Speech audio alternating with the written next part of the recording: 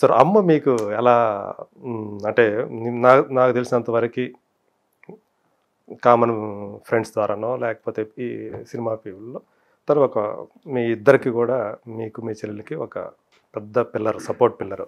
Absolutely. అంటే మీరు చిన్నప్పటి నుంచి తనతోనే ఇదవ్వటం అమ్మమ్మ, తాతయ్యల దగ్గరే అవును గదా సార్. మీరు. అవును సార్.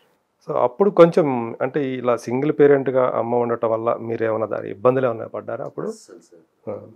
ఏం లోటు లేకుండానే అమ్మ మా అమ్మ ఎలా చేసిందో నాకు ఇప్పటికీ తెలీదు సార్. ఎందుకంటే నాకు మెచ్యూరిటీ వచ్చిన తర్వాత అర్థమైన విషయాలేంటంటే ఈ ఇండస్ట్రీ ఎంత కాంపిటీటివ్, ఎస్పెషల్లీ ఫీమేల్స్‌కి ఎంత కాంపిటీటివ్, ఫీమేల్స్‌కి ఎంత ప్రెషరైజింగ్‌గా ఉంటుంది ఈ ఫీల్డ్.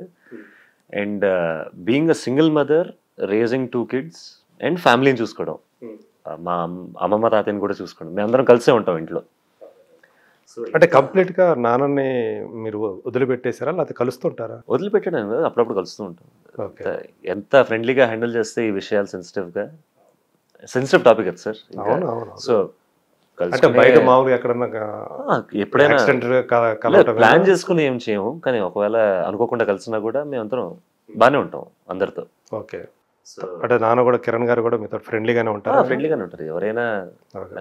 ఇప్పుడు ఎందుకు సార్ ఈ గ్రడ్జులు ఉంచుకోవడం, లేకపోతే అది ఎవరికి బెనిఫిషియల్ కాదు, ఇగ్నోర్ చేయడం ఎవరికి బెనిఫిషియల్ కాదు. మూవ్ ఆన్ అవుతూనే ఉండాలి. ఇంకా అవును, అవి మైండ్లో ఉంటాయి. అఫ్ కోర్స్ నా మైండ్లో ఉంటాయి, నా చెల్లి మైండ్లో ఉంటుంది.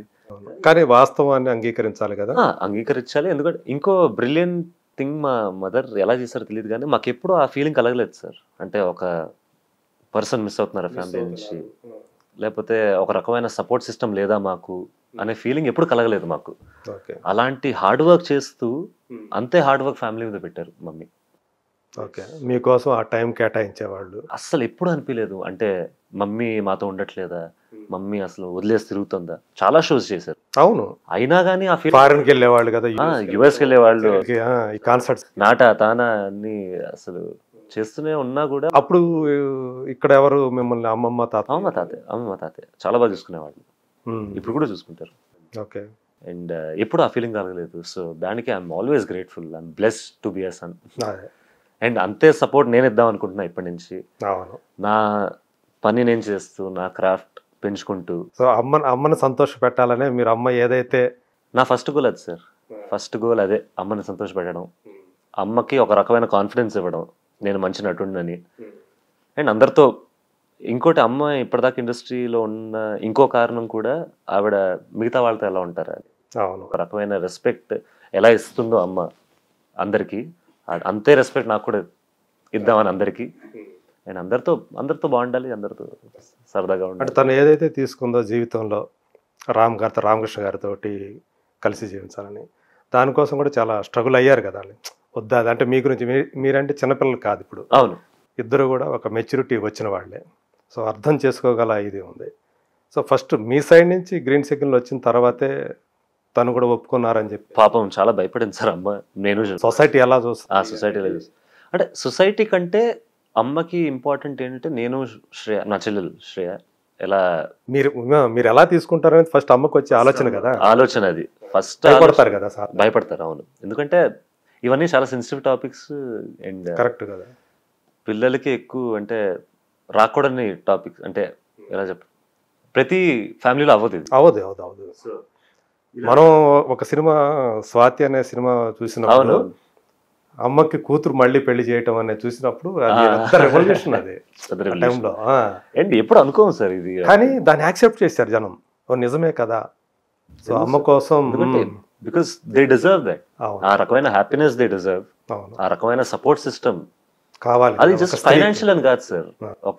మనతో ఒక పార్ట్నర్ ఉన్నాడు, సంతోషంలో ఉన్నప్పుడు ఒక పార్ట్నర్ ఉండాలి, బాధలో ఒక తోడు, at the end of the day ఒక తోడు. నాకు మా చెల్లికి ఆ సింపుల్ రీజన్ చాలు, ఆ తోడు కావాలి.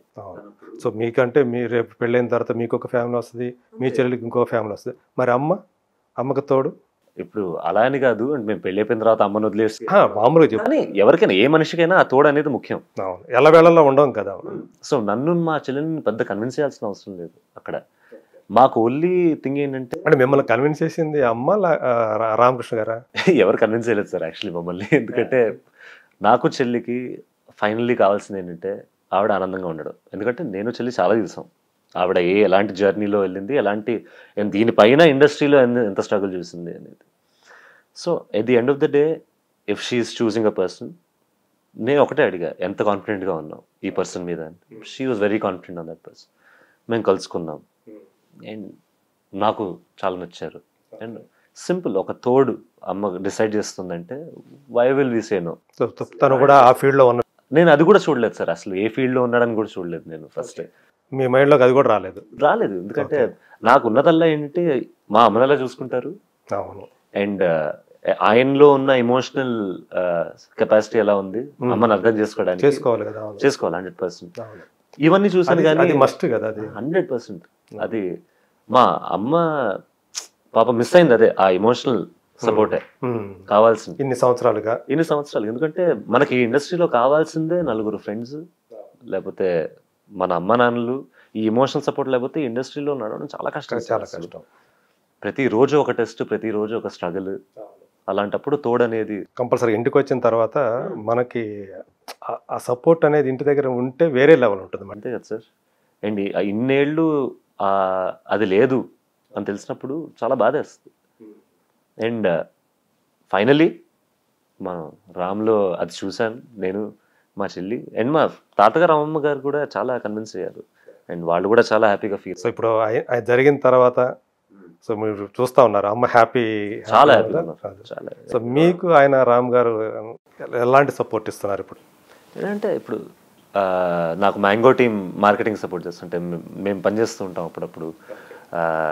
ఒకవేళ ఏమైనా పోస్ట్ పెట్టాలంటే సోషల్ మీడియాలో కానీ, మ్యాంగో కింద ఉన్న ఛానల్స్లో కొంచెం ప్రమోట్ చేయడం కానీ, అంతేగాని స్క్రిప్ట్ విషయంలో అలా హెల్ప్ చేయలేదు. ఓకే. అంటే ఆయన సంస్థల్లో కూడా మీకు ఏమన్నా ఒక స్థానం కల్పించడం కానీ అట్లాంటిది ఏదైనా ఉందా? అలా ఇంకా ఆ మ్యాటర్ని అనుకోలేదు సార్. ఇప్పుడు నా ఫోకస్ అంతా నేను సినిమాల్లో పనిచేయడం కానీ. ఓకే. ఇప్పుడే బిగిన్ అవుతుంది. ఇప్పుడే అసలు లిటరల్లీ నేను ఇప్పుడే స్టార్ట్ అయ్యాను. మీరు 1 year ముందు ఈ క్వశ్చన్లు అడిగితే నాకు అసలు సమాధానం ఉండేది కాదు లిటరల్లీ. సో ఇప్పుడిప్పుడే start. Maybe in the future మేము కలిసి పనిచేస్తాం. I would love to work with him. Why not? ఎందుకంటే అండ్ ఫ్రీ బాయ్ గా ఉన్నారు ప్రస్తుతానికి.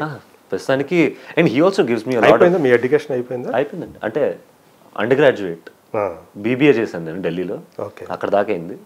మాస్టర్స్ చేద్దాం అనుకున్నాం కానీ కరోనా వల్ల అయిపోవాల్సి వచ్చింది. ఓకే.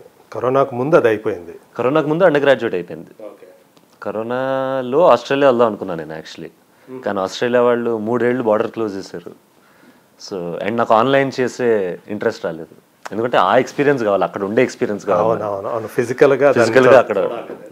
సో అది ఆగిపోయింది, ఇది మొదలైంది. సో చాలా రోలర్ కోస్టర్ రైడ్ అయింది సార్ మధ్యలో. ఓకే. సో ఇప్పుడు ఈ సినిమా సంబంధించి కూడా తను ఏమన్నా సపోర్ట్ చేస్తున్నారా రామ్? చేస్తున్నారు సార్. అంటే ఇప్పుడు తను కూడా రషెస్ చూసారు, తను కూడా కొన్ని సీన్స్ చూసారు, నాకు చెప్తున్నారు ఏది న్యాచురల్గా ఉంది, ఏది బెటర్ చేయొచ్చు, ఇలాంటి tips. Because he's also very experienced and he works in movies selections కానీ, మూవీ మార్కెటింగ్ కానీ. సో ఆ చనువు అయితే ఉందా తన దగ్గర? ఆ చనువు సార్ ఇంకా అప్పుడు ఫ్రీగా మాట్లాడుకోవటం కానీ అట్లా? మేము ఇద్దరం చాలా సైలెంట్ సార్. ప్రాబ్లం అక్కడ. తక్కువ మాట్లాడతారు, నేను తక్కువ మాట్లాడతా, ఆయన తక్కువ మాట్లాడతారు. అఫ్ కోర్స్ మేము నవ్వుకుంటూ ఉంటాం, కలుసుకుంటూ ఉంటాం, హాయిగా ఉంటాం ఇద్దరితో. కానీ మా పర్సనాలిటీస్ ఏంటంటే ఎప్పుడు ఇద్దరు సైలెంట్ వ్యక్తులు ఉంటే చిన్న కాన్వర్జేషన్లు ఉంటాయి.